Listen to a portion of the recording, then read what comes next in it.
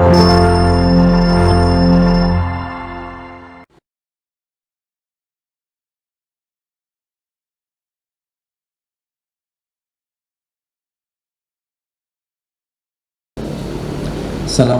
warahmatullahi wabarakatuh. Innal hamdalillah nahmaduhu wa nasta'inuhu wa nastaghfiruh wa na'udzu bihi min shururi anfusina wa min sayyiati a'malina. May yahdihillahu fala mudilla lahu wa may yudlil fala hadiya lahu. Asyhadu an la ilaha illallah wa asyhadu anna Muhammadan abduhu wa rasuluh. Allahumma salli ala Muhammad wa ala ali Muhammad. Amma ba'd. Ayyuhal mu'minuna rahimakumullah, usikum wa iyaya nafsi bitaqwallah.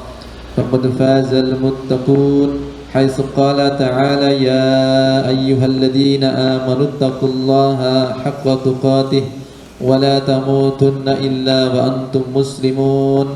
Ya ayyuhalladzina amanu taqullaha wa qulu qawlan sadida yuslih lakum a'malakum wa yaghfir lakum dhunubakum wa may yuti'illaha wa rasulahu faqad faza fawzan 'azima. Muslimin muslimat rahimakumullah, puji dan syukur kita panjatkan kehadirat Allah Subhanahu wa taala atas limpah nikmat dan karunia-Nya. Duha ini kita dipertemukan oleh Allah Subhanahu wa taala dalam suasana yang langit cerah, secerah hati kita insyaallah. Dan pada kali ini kita akan mengkaji hadis di antara yang ada di dalam bab pertama dari kitab Riyadhus Shalihin, yakni babul ikhlas, bab tentang ikhlas wa ihdharun niyah dan pentingnya menghadirkan niat. Hadis ke-11 yang akan kita bahas pada pertemuan kali ini.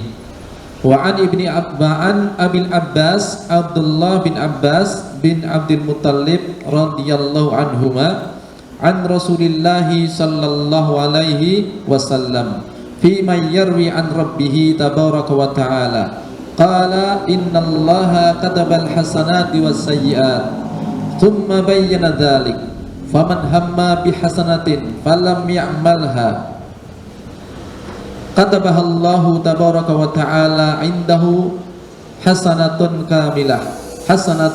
kamilatan wa in hamma biha fa'amilaha katabahallahu asyra hasanatin ila sab'imi'a dhi'fin ila ad'afin katsirah wa in hamma bisayyi'atin falam ya'malha katabahallahu indahu hasanatan kamilah wa in hamma biha fa'amilaha katabahallahu sayyi'atan wahidatan. Muttafaqun alaih.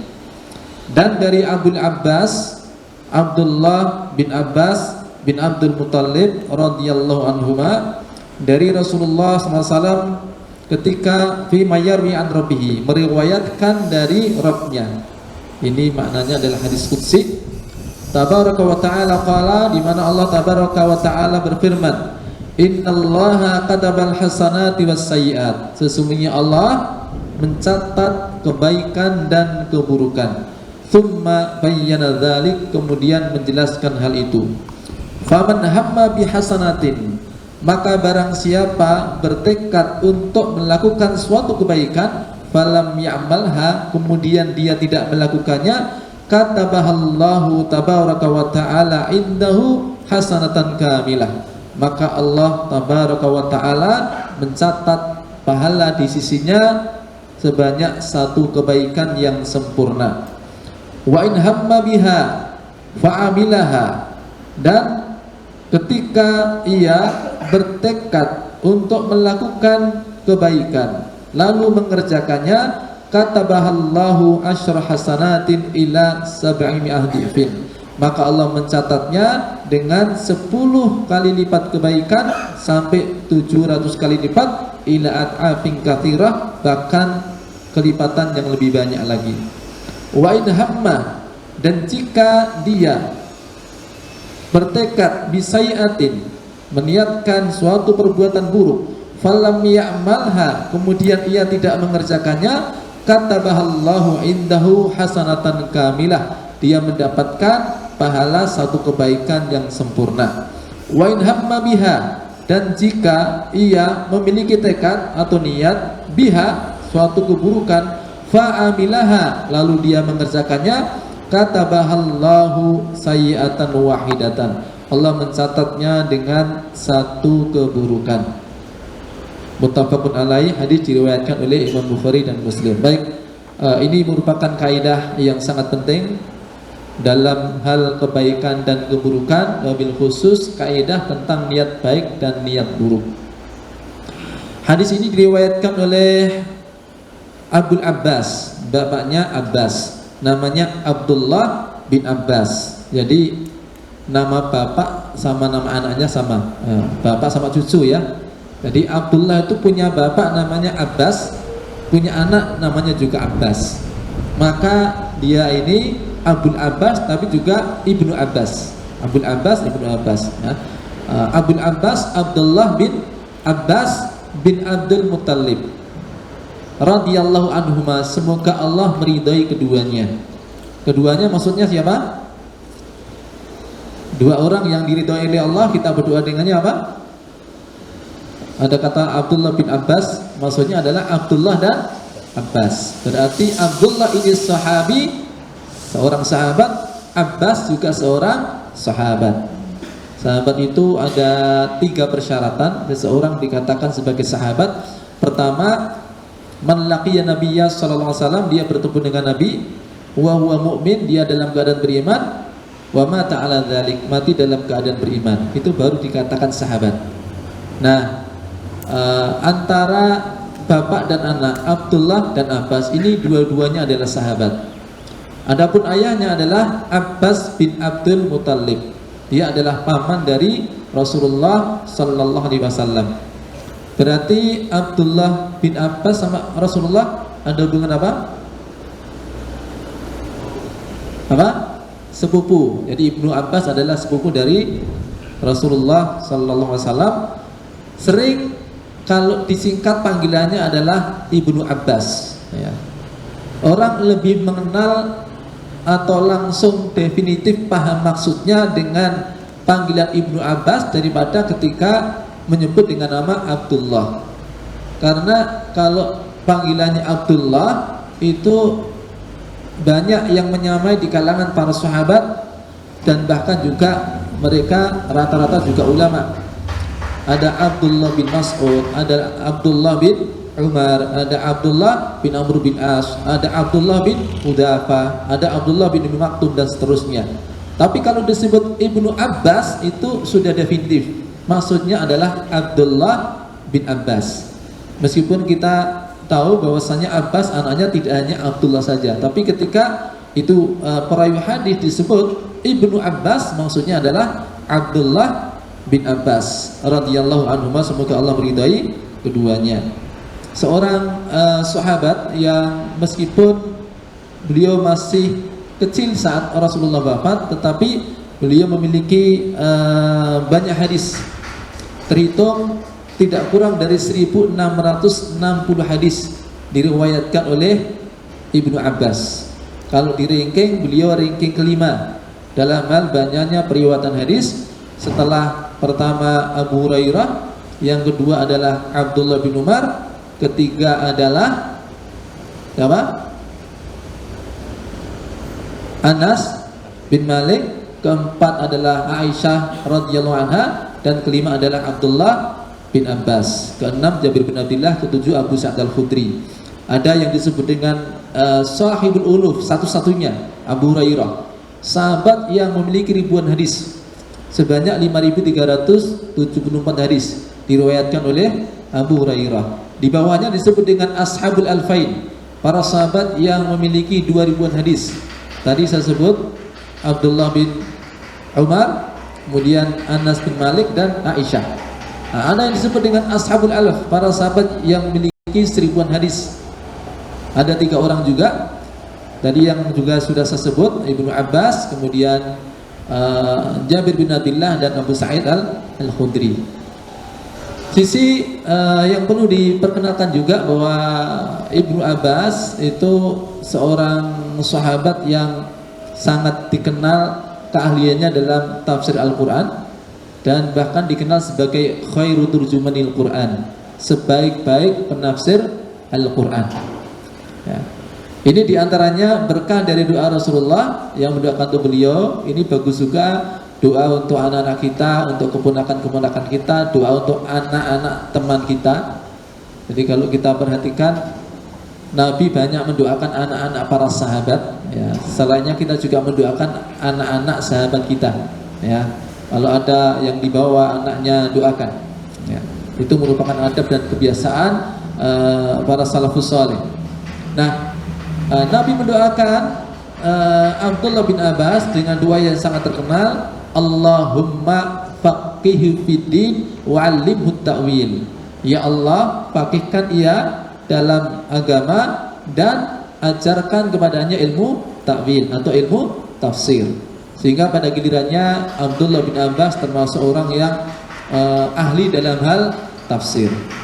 Sampai di masa Umar ibn Khattab radhiyallahu anhu, biasa Umar ibn Khattab ketika memiliki suatu persoalan, beliau meminta saran dan bermusyawarah kepada para kibarus sahabat, senior di kalangan para sahabat, para ulama di kalangan sahabat itu dikumpulkan untuk diajak bermusyawarah, dimintai saran-saran dan pendapatnya. Ternyata suatu pertemuan yang ketika itu dihadiri rata-rata kibarus sahabat, para sahabat yang senior yang sudah sepuh-sepuh, ternyata ada juga yang hadir di situ anak kecil. Ya, pasnya remaja, kira-kira berumur 13 tahun. Ya.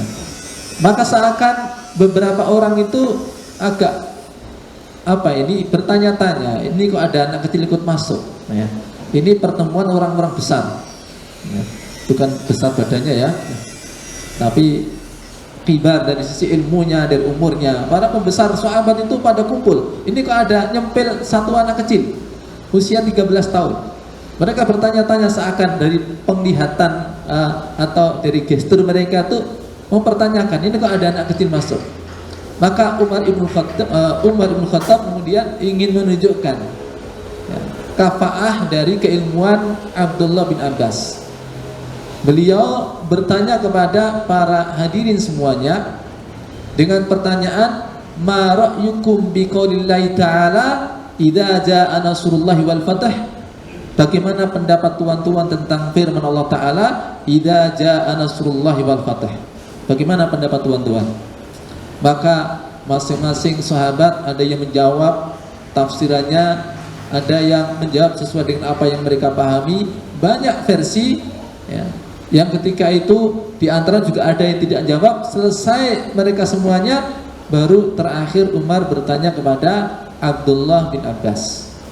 Bisa dibayangkan suasana ketika itu ya, yang hadir para senior sahabat di kalangan para ulama, para sahabat. Umar bertanya, mereka menjawab ya. Kemudian jawaban mereka sudah variasinya sudah sangat banyak ya, yang bisa jadi ya memang semuanya benar, kemudian tapi lebih pada ikhtilaf tanawu, jawaban yang variatif yang menunjukkan pada satu kalimat ya. Biasanya kalau sudah ada dimintai saran, dimintai pendapat itu yang terakhir apa kalimatnya? Idem sama yang tadi ya. Saya tadi mau menyampaikan tapi sudah disampaikan sama Ustadz Fulan gitu ya. Saya sama dengan si Fulan. Nah, ini sudah semua berpendapat, tapi Umar masih bertanya kepada Abdullah bin Abbas, masih punya bahan jawaban tidak dia? Ya. Dia bertanya, ma ra'yukum ya Ibnu Abbas? Bagaimana pendapat kamu wahai Ibnu Abbas? Ya. Ini anak kecil, anak 13 tahun ya. Apa kata beliau? Dia mengatakan huwa alamatu ajali Muhammad sallallahu alaihi wasallam. Ayat itu turun terkait dengan pertanda sebentar lagi Rasulullah akan wafat ya. Jawaban yang belum ada di antara sahabat lain yang memberikan jawaban itu ya. Bukan berarti yang lain tidak benar ya, tapi yang lain sudah menjawab. Nah, ini ada satu jawaban dengan sudut pandang yang belum disampaikan sahabat yang lain. Ini kecerdasan dari Abdullah bin Abbas ya. Sampai Umar mengatakan, ma'indi ra'yat illa kama ra'yuk. Saya sependapat dengan kamu. Apa yang menjadi pendapatku adalah seperti pendapat kamu.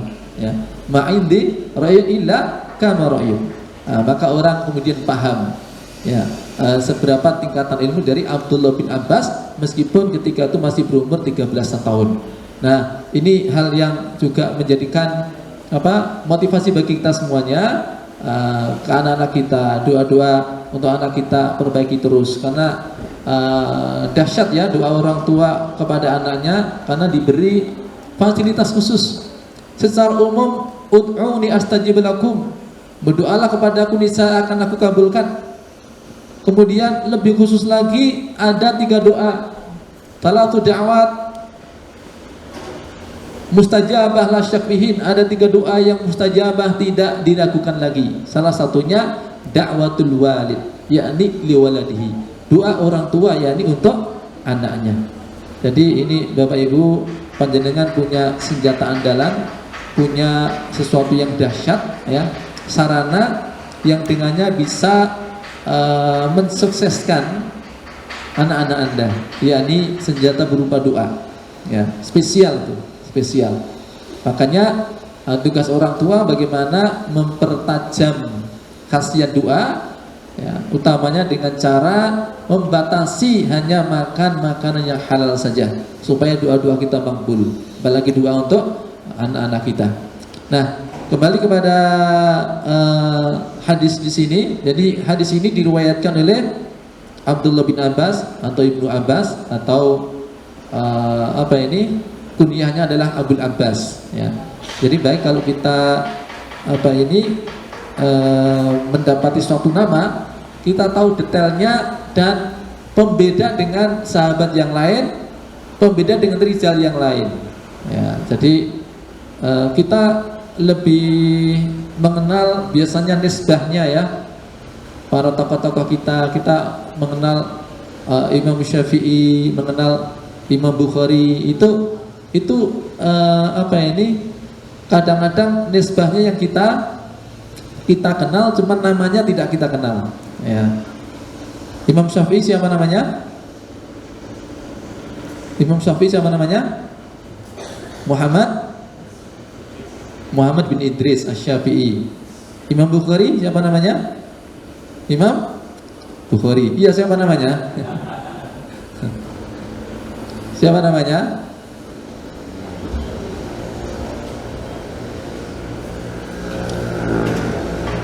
Jadi termasuk juga nanti kita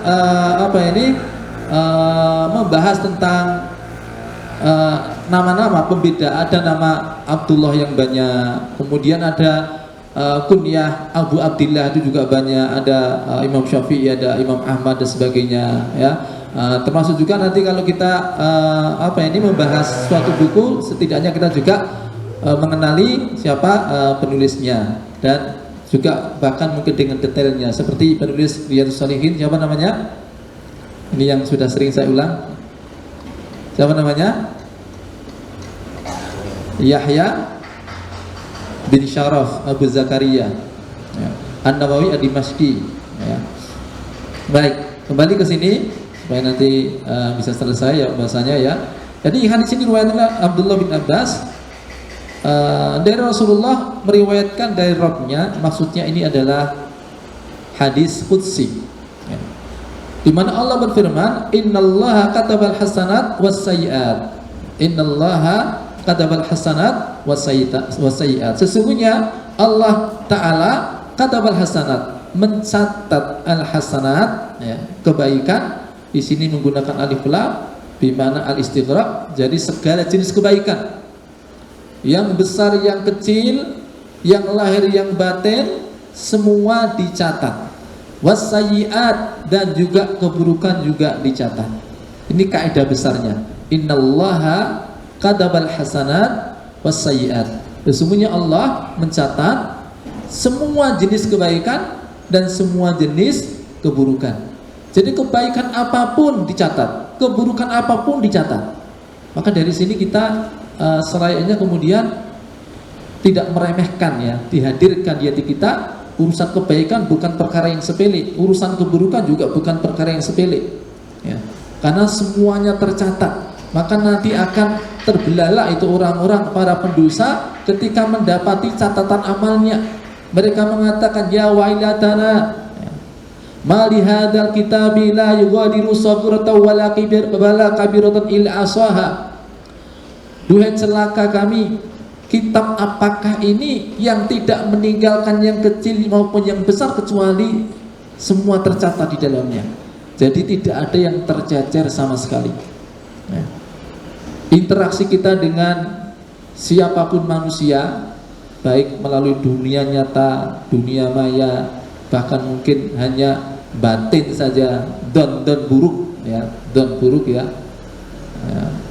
Don buruk sama niat buruk beda, ya. Don don yang buruk dan sebagainya. Kemudian hasad kita, ya, kepada orang yang mungkin orang tidak mengetahui apa yang menjadi bisikan hati kita, itu semua tercatat, ya. Makanya hadirin yang dimuliakan Allah SWT, termasuk kepada orang yang mungkin interaksinya di dunia hanya sekali saja, itu jangan diremehkan. Tidak ada istilahnya pertemuan hanya sekali. Kelak akan ada pertemuan kedua. Apakah dia menjadi saksi kebaikan bagi kita, atau dia termasuk orang yang ngantri karena pernah kita zalimi di dunia. Itu akan hadir lagi, ya. Makanya kadang-kadang, mohon maaf, orang ketemu sekali, cuma ketemu sekali aja kok ditipu misalnya. Kenapa nggak ketemu sekali kemudian dia berbuat baik kepadanya, sehingga nanti di akhirat menjadi saksi kebaikan. Bukan termasuk orang yang ngantri karena telah kita zalimi, naudzubillah, ya.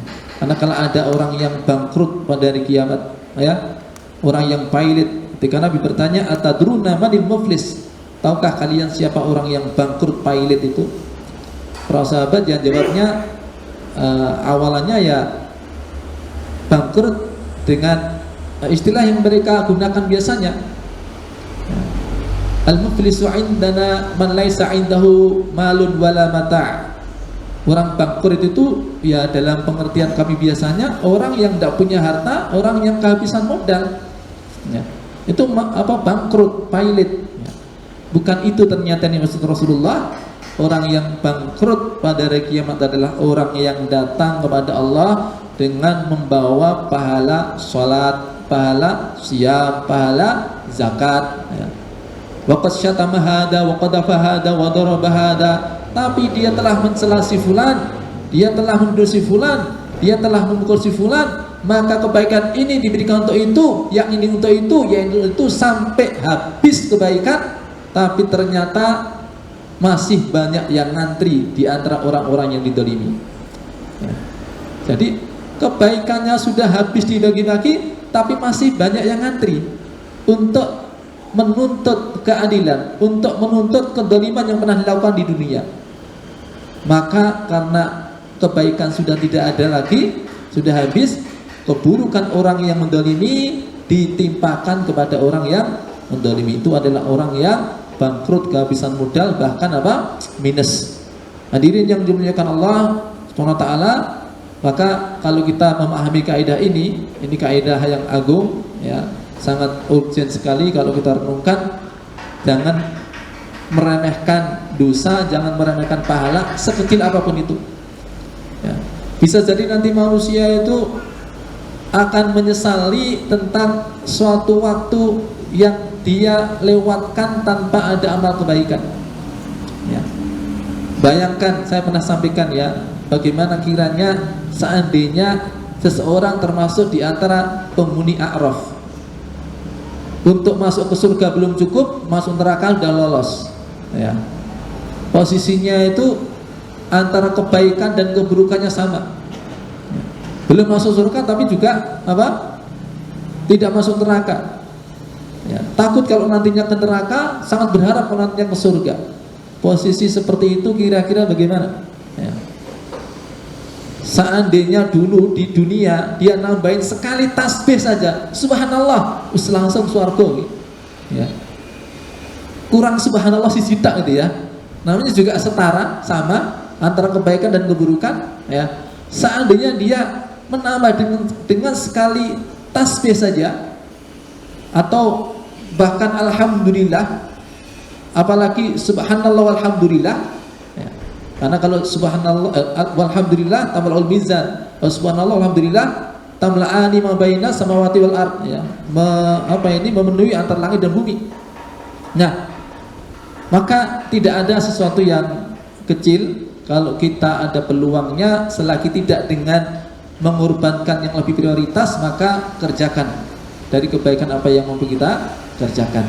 Dan tidak ada istilah dosa itu kecil, remeh, nggak ada ya. Orang yang meremehkan dosa cenderung terus-menerus melakukannya, dan kalau orang sudah terus-menerus melakukannya, maka berarti dia menyepelekan dosa, berarti dosanya bisa membesar. Maka kata ulama, walaisa saghair ma'al israr, tidak ada istilah dosa kecil kalau dilakukan terus-menerus. Ini kaidah besarnya ya. Innallaha katabal hasanat was sayyiat. Segala kebaikan sekecil apapun dicatat, segala keburukan sekecil apapun dicatat. Fa may ya'mal mithqala dzarratin khairan yarah wa may ya'mal mithqala dzarratin syarran yarah. Nah, setelah kaidah besar ini, ikhwah, summa bayyana dzalika, lalu dirinci dari kaidah besar ini menjadi beberapa kaidah ya. Ini sangat penting sekali ya, supaya kita nanti memahami kaidah tentang kebaikan dan keburukan, sekaligus kaidah tentang niat baik dan niat buruk. Kaidah atau rincian kaidah yang pertama, faman hamma bihasanatin falam ya'malha, barang siapa yang memiliki tekad, hamma yakni al-azmu wal hirsu alal fi'li, jadi punya tekad, antusias mau mengerjakan sesuatu ya. Tapi ini sudah spesifik, man hamma bihasanatin, dia punya keinginan kuat, antusias untuk mengerjakan suatu kebaikan, falam ya'malha, kemudian dia tidak melakukannya. Sudah punya niatan nanti mau sholat malam 11 rakaat, tapi ternyata bangunnya sudah subuh, dia tidak mengerjakannya ya. Apa kaidah yang pertama? Kaidah yang pertama, faman hamma bihasanatin falam ya'malha kataballahu ta'ala indahu hasanatan kamilah, Allah mencatat untuknya satu kebaikan yang sempurna ya. Satu kebaikan yang sempurna. Maka dikatakan kamilah ini sebagai penegasan. Mungkin orang berpikir saya baru niat berarti baru separuh pahalanya. Enggak, pahalanya sudah sempurna. Anda meniatkan kebaikan, maka di ketika itu mendapatkan pahala kebaikan sempurna, tidak ada cacatnya ya. Walaupun ketika ternyata mengerjakan ada cacatnya ya, tapi niat sempurna itu menyebabkan pahalanya sempurna dia dapatkan ya. Walaupun ternyata dia nantinya tidak mengerjakan ya. Apa sebabnya? At-Tufi rahimahullah, sebagaimana dikutip oleh Ibnu Hajar, beliau mengatakan innama kutibatil hasanah li mujarradil iradah, dicatatnya kebaikan yang sempurna karena semata iradah ya. Yakni hanya sifatnya baru kemauan, li'anna iradatul khair sababun ilal amal, karena niatan yang baik itu menjadi sebab seseorang akan melakukan suatu perbuatan. Alasan pertama. Alasan kedua, wa iradatul khair khairun, niat baik itu kebaikan itu sendiri. Niat baik itu kebaikan bukan ya. Dia punya niat baik, berarti itu kebaikan ya. Jadi yang pertama karena itu menjadi sebab amal, yang kedua ya, apa? Wa iradatul khair khair, bahwa keinginan baik itu adalah kebaikan. Yang ketiga, li'anna iradatul khair min amalil qalbi ya. Karena keinginan baik itu diantara amal hati. Jadi amalan hati itu juga banyak sekali pekerjaannya, banyak sekali jenis amalnya, sebagaimana amalan anggota badan ya.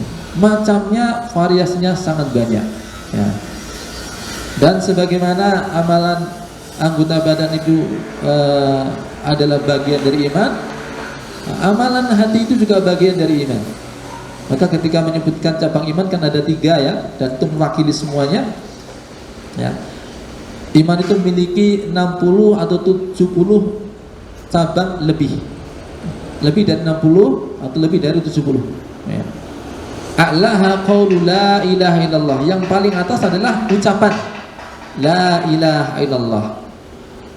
Wadnaha imatatul adza anit thariq.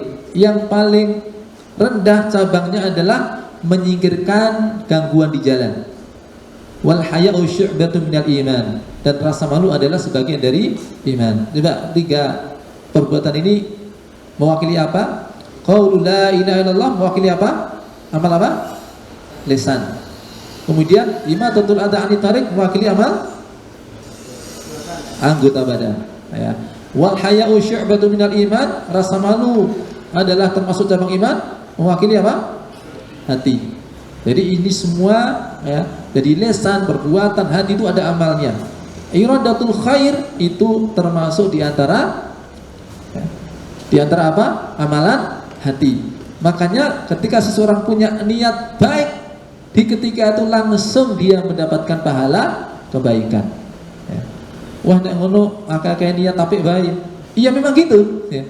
Ya itu tujuannya itu memang perbanyak meniatkan kebaikan. Makanya ini masuk di bab pertama dari kitab Riyadhus Shalihin, babul ikhlas wa ihdharun niyah fi jami' ahwal wal aqwal wal amal al barizah wal khufiyah.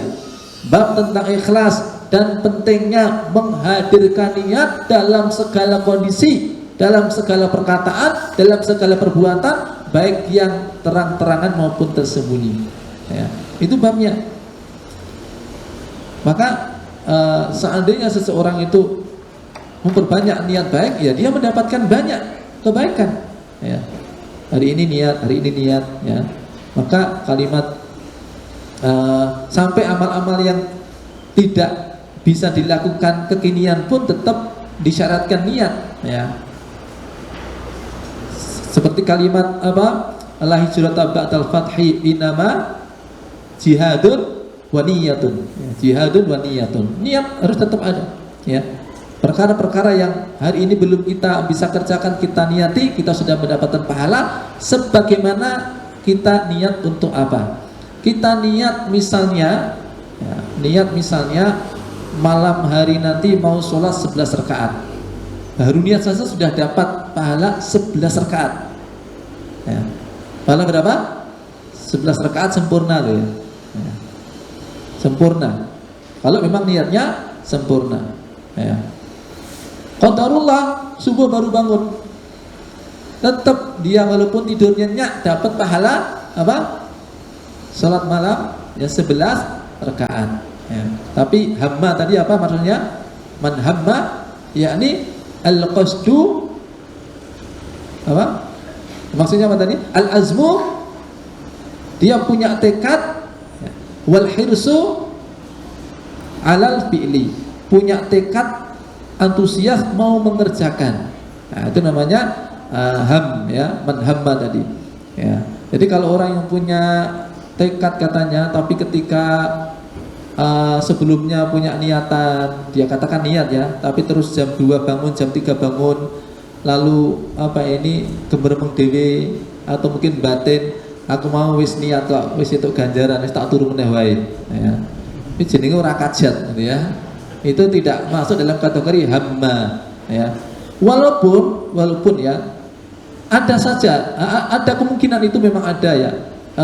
Kalau Al-Manawi bahkan mengatakan begini, orang tidak mengerjakan itu mendapat pahala ketika ada penghalang atau tidak ada penghalang, dua-duanya mungkin ya. 5 nek apakah ada penghalang atau tidak, tetap dia mendapat pahala asal ketika niatnya itu benar-benar bulat ya. Asal niatnya itu benar itu ya, wes itu ganjaran sih gitu ya. Walaupun suatu kali nanti ada penghalang atau tidak ada penghalang ya, tetap pahalanya sudah didapatkan. Nah, ini pentingnya kita apa?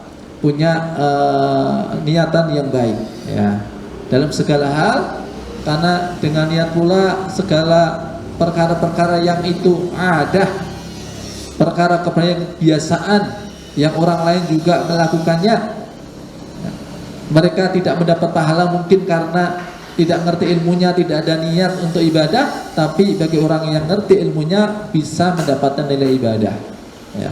Tidur, makan, itu semua orang melakukan. Tapi orang yang tahu ilmu tentang niat itu bisa menjadi ibadah. Makanya diantara salah mengatakan kami pandang tidur kami sebagaimana sholat kami, yakni sebagaimana sholat kami berharap pahala, maka tidur kami pun juga berharap pahala dari Allah Subhanahu wa taala. Nah, ini yang kaidah yang pertama. Faman hamma bihasanatin, barang siapa yang memiliki suatu tekad, faman hamma bihasanatin falam ya'malha kataballahu tabaraka wa ta'ala 'indahu hasanat kamilah. Siapa yang punya tekad untuk melakukan suatu kebaikan dan dia tidak mengerjakannya, maka dia mendapatkan satu pahala yang sempurna. Pertanyaannya begini, kalau begitu udah niat saja tidak usah dikerjakan ya? Mungkin ada yang begitu ya, niat tak wis itu ganjaran ya. Tapi coba direnungkan kaidah yang kedua, pilih mana nanti ya. Kaidah pertamanya niat dapat pahala sempurna. Kaidah yang kedua, wa in hamma biha fa amilaha katabahallahu asyra hasanatin ila sab'imi'ati dhifin ila atafin katsirah. Barang siapa yang punya keinginan, tekad, niat untuk melakukan kebaikan, fa'amilaha, kemudian dia mengerjakannya, katabahallahu asra hasanat, maka Allah mencatatnya dengan 10 kebaikan, ila sab'ati mi'ah dhifin, sampai 700 kali lipat, ila atafin katsirah, bahkan kelipatan yang lebih banyak lagi. Kalau begitu pilih mengerjakan atau tidak mengerjakan?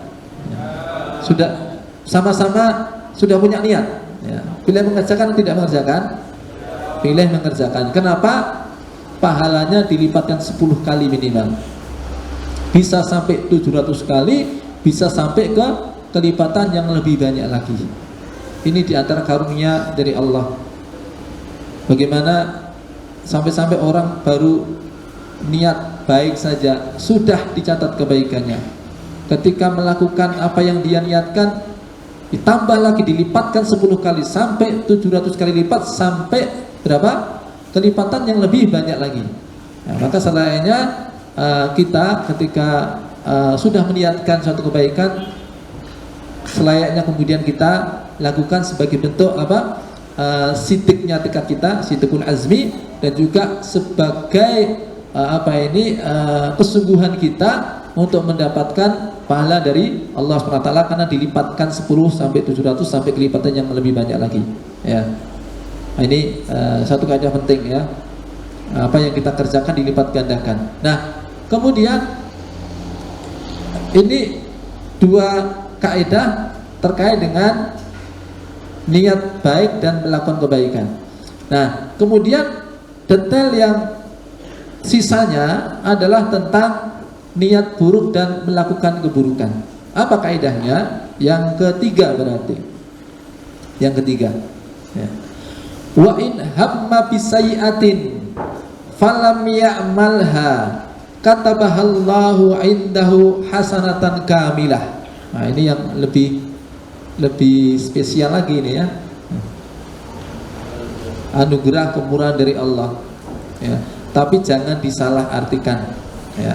Wa in hamma bisayyi'atin, dan barang siapa yang punya kemauan kuat untuk melakukan suatu dosa, suatu keburukan, falam ya'malha, lalu dia tidak mengerjakannya, katabahallahu 'indahu hasanatan kamilah, maka Allah mencatat untuknya satu kebaikan yang sempurna.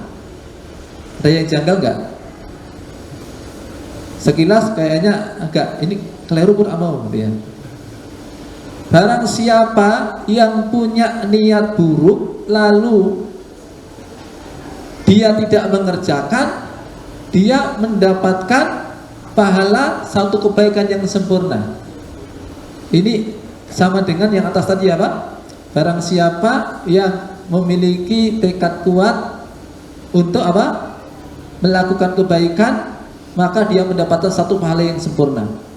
Tapi yang ini apa? Siapa yang punya niat buruk, dia tidak mengerjakannya, mendapatkan pahala satu kebaikan yang sempurna. Kenapa kok niat jelek kok dapat pahala? Bukan niat jeleknya yang dapat pahala, tapi meninggalkannya itu yang mendapatkan pahala. Ya. Maka Syekh Utsaimin ketika menjelaskan hadis ini, jadi pahalanya itu karena dia li'annahu tarokal maksiyah, karena dia meninggalkan maksiat. Jadi definisi dosa itu apa? Definisi haram itu apa? Definisi haram, apa yang kalau dikerjakan mendapat dosa, ditinggalkan mendapatkan pahala. Ya. Meninggalkan larangan, ya, meninggalkan larangan itu adalah termasuk pahala. Ya. Jadi ketika seseorang dia sudah punya niat buruk, kemudian dia, sebagaimana juga dalam riwayat yang lain, dia meninggalkan karena apa? Karena Allah, maka dengan itu dia mendapatkan pahala karena meninggalkannya itu, bukan karena punya niatan buruk. Tapi ini juga menjadi anugerah bagi orang-orang yang dia terlanjur punya niat yang buruk, ya. Tapi ketika dia tidak mengerjakannya, maka apa? Dia tidak mendapatkan dosa. Bukan sekedar tidak mendapatkan dosa, ya, tapi mendapatkan apa? Pahala. Ya. Mungkin ada yang bertanya begini, lalu bagaimana dengan kasus tentang dua orang muslim yang membunuh dan yang dibunuh kok sama-sama di neraka? Ya. Ada hadis menyebutkan, idza iltaqal muslimani bisayfihima fal qatil wal maqtul finnar. Apabila dua orang muslim bertemu masing-masing dengan kedua pedangnya, maka yang membunuh dan yang terbunuh sama-sama di neraka. Ya. Yang membunuh dan yang terbunuh sama-sama di neraka. Maka para sahabat kemudian bertanya kepada beliau, ya Rasulullah, hadal qatil fama balul maqtul. Wahai Rasulullah, kalau tentang yang membunuh dia di neraka kami sudah paham. Fama balul maqtul. Lalu bagaimana dengan yang terbunuh? Kok dia di neraka? Oh, dia terbunuh? Apa jawaban Rasulullah? Ya, karena dia juga bermaksud membunuh saudaranya. Sama-sama punya niat, bukan sekedar niat ini, tapi dia berusaha. Terus gawa pedang kau ngomai, lonteng ini kalah itu loh. Ya. Maka dia sudah berbuat. Andai dia kemudian dia sudah punya niat lalu dia tidak mengerjakannya, dapat pahala. Ya. Kalau dia niat saja, ya, niat saja itu juga belum berdosa. Niat saja belum berdosa. Baru dia tinggalkan, maka mendapatkan apa? Jadi ini ada kaidah yang keempat nanti, ya, supaya tidak bingung. Ini dulu kita batasi. Kaidah yang ketiga, siapa yang punya niat buruk lalu dia tidak mengerjakannya, maka apa kaidahnya?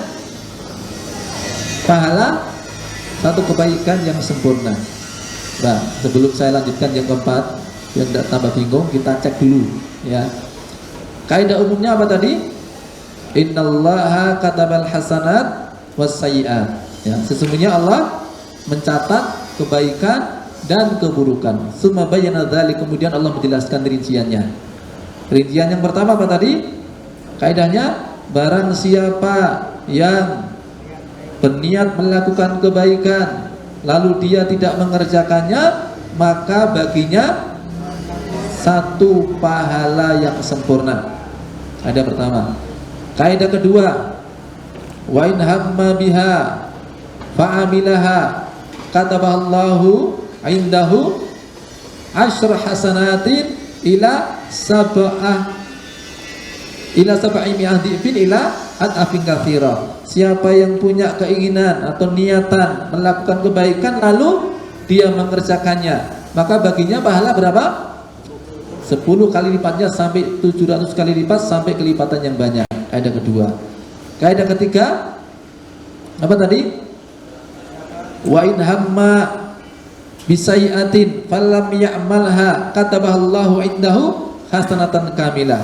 Barang siapa yang dia berniat melakukan suatu keburukan lalu dia tidak mengerjakannya, maka baginya satu kebaikan pahala yang sempurna. Nah, sekarang yang keempat ya. Sekarang yang keempat ya. Wa in hamma biha fa'amilaha katabahallahu sayyi'atan wahidatan.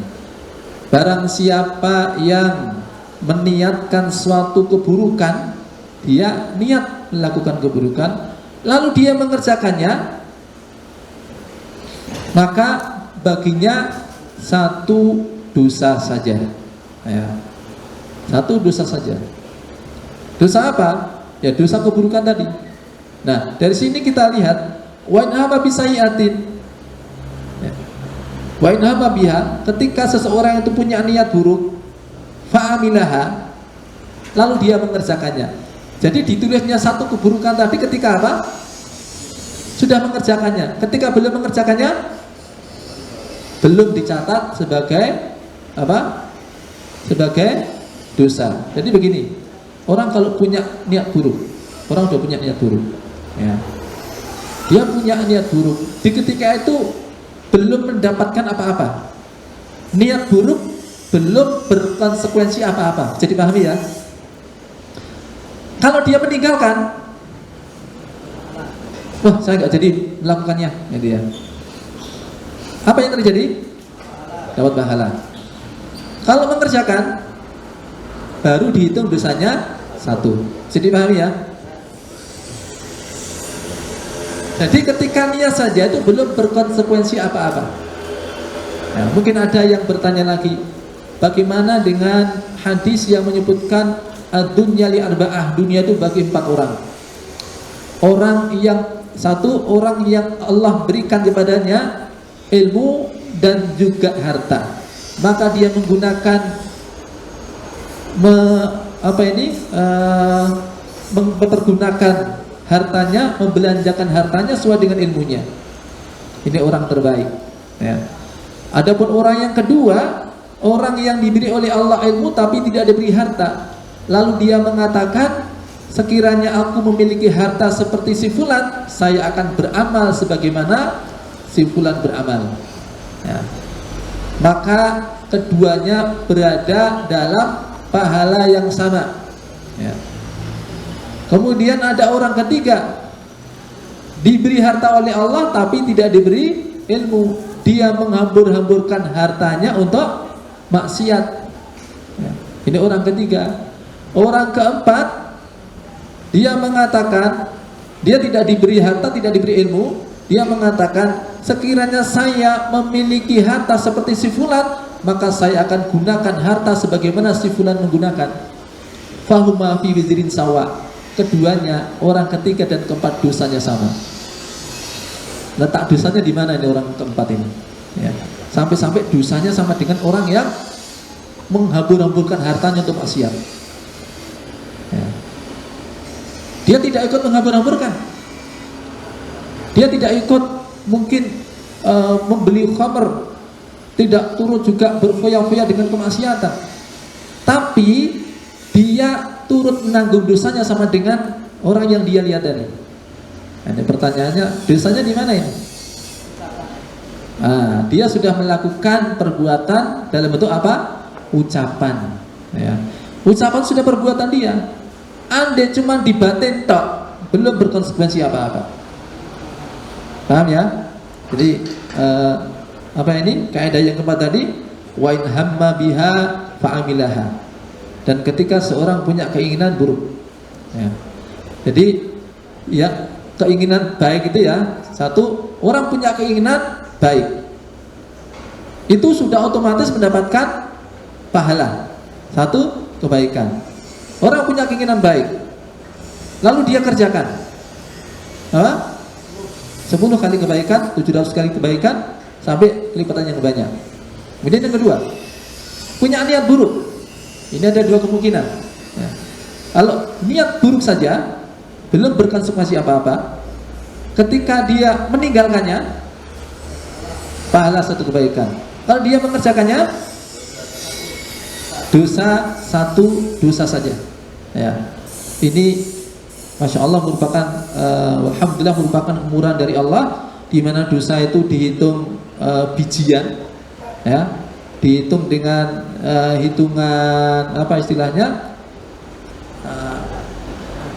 ya, dihitung satuan ya, dengan deret hitung, sementara kalau pahala dihitung dengan deret ukur ya. Orang melakukan satu dosa dapat dosa satu, dia berdosa lagi tambah menjadi dosanya menjadi 2, dosa lagi dosanya menjadi 3. Tapi kalau kebaikan tidak seperti itu. Seseorang melakukan kebaikan, membaca subhanallah 10 kebaikan ya. Kemudian dia mengucapkan lagi subhanallah, langsung 20. Dia melakukan lagi, langsung 30. Bahkan bisa 700, 1400, 2100 dan seterusnya ya. Jadi hitungannya dengan deret ukur ya, dengan kelipatan. Makanya Imam Hasan Al-Basri mengatakan, celakalah orang yang kelipatannya kalah oleh satuannya. Atau dengan bahasa yang lain, celakalah orang yang satuannya mengalahkan kelipatannya. Yang dihitung satuan apa? Dosa. Yang dihitung kelipatan pahala. Kok masih banyak dosanya itu kebangetan banget gitu loh. Kurang murah gimana coba? Apalagi untuk rincian kebaikannya, orang baru niat baik saja sudah dapat kebaikan. Apalagi detailnya lagi, rinciannya, orang niat buruk kalau dia tinggalkan udah dapat kebaikan juga. Kok ngono isi akeh apa? Ini kan dari 4 poin tadi semua kebaikan ya, kecuali satu aja kan? Kecuali yang terakhir saja. Artinya peluang berbuat baiknya mendapat pahalanya 4, peluang dosanya 1 aja. Yang ini, yang 1 ini pun tidak dilipatkan. Sementara yang 3 ya, peluang kebaikan tadi sebagainya dilipatkan. Maka ini anugerah yang harus kita syukuri tentunya, bahwa ketika kita punya niat kebaikan dan seharusnya kita senantiasa pasang niat kebaikan, selanjutnya kemudian kita mengikuti dengan kebaikan supaya berlipat ganda amal kita, pahala kita, dan sekaligus juga jangan dimaknai kalau begitu dosanya dibanyakin karena tidak dilipatkan. Nah, itu maghrur namanya, maghrur ya. Orang yang terperdaya dengan sesuatu yang seharusnya dia bersyukur tapi malah membuatnya meremehkan ya, baik kebaikan maupun keburukan. Seharusnya justru bersyukurnya dengan ketika dia melakukan suatu keburukan, buru-buru dia bertaubat kepada Allah ya. Tambah lagi ya, kemurahan dari Allah. Orang kalau sudah melakukan dosa, dapat dosa berapa tadi? 1 ya. Ini pun masih bisa dianulir ya. Bahkan lebih dari itu, satu keburukan ini bisa berpotensi berganti dengan kebaikan ya. Dosa yang sudah dikerjakan itu bisa terhapus dengan taubat ya. Ataibu minadzam bikamaladzam balahu. Orang yang bertaubat dari dosa itu seperti orang yang tidak pernah melakukan dosa. Ini poin pertamanya ya.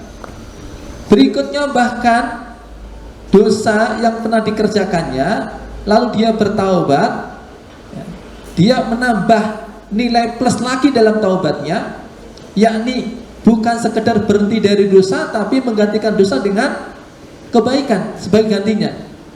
Maka posisi dosa tadi bukan sekedar hapus ya, tapi berganti menjadi pahala. Jadi berpindah ke timbangan kebaikan ya. Apa dalilnya? Illa man taba wa amana wa amila amalan sholihan faulaika yubadilullahu sayyiatim hasanat. Kecuali orang-orang yang bertaubat, dia beriman, dia melakukan amal dengan amal yang saleh, maka mereka itulah orang-orang yang keburukan mereka diganti dengan kebaikan. Ya. Jadi keburukan di masa lampaunya tadi yang sudah dicatat sebagai tindakan dosa, maka di timbangan nanti dipindah. Ya.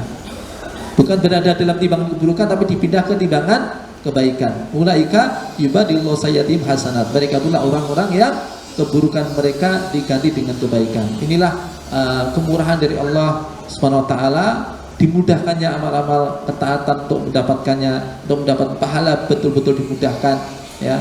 Dosa itu melalui sampai dicatat itu pun juga melalui beberapa tahapan, ya. Setelah dosa pun itu masih ada kemungkinan untuk apa? Untuk dihapus, bahkan untuk dianulir menjadi sebuah kebaikan. Ini karunia dari Allah Subhanahu wa taala yang harus kita syukuri. Tentu cara mensyukuri dengan menggunakan nikmat sesuai dengan apa yang Allah kehendaki untuk taat, dan tentu kita juga sebagai tanda syukur kita, meskipun untuk dosa itu dinilai satu saja, kita tinggalkan sebagai bentuk syukur kita kepada Allah, ya. Karena meninggalkannya tentu malah berpahala, bukan sekedar tidak berdosa, tapi mendapatkan pahala yang karenanya setiap kali ada bisikan-bisikan langsung kita tepis dan kemudian kita kembali kepada Allah SWT. Ini yang bisa saya sampaikan, mudah-mudahan bermanfaat. Mungkin ada pertanyaan, mungkin ada yang masih bingung masalah niat. 4 kaidah plus 1 kaidah umum. Sudah dipahami ya, 4 kaidah, sampai bisa menerangkan juga sebisa mungkin, ya. Paling tidak bisa menyampaikan pada orang lain, ya. Yang mungkin kalau di sekolah-sekolah sampai dites, ya, apa 4 kaidah tadi, tanpa melihat sudah ngerti, ya. Paling tidak secara pokok-pokoknya ngerti.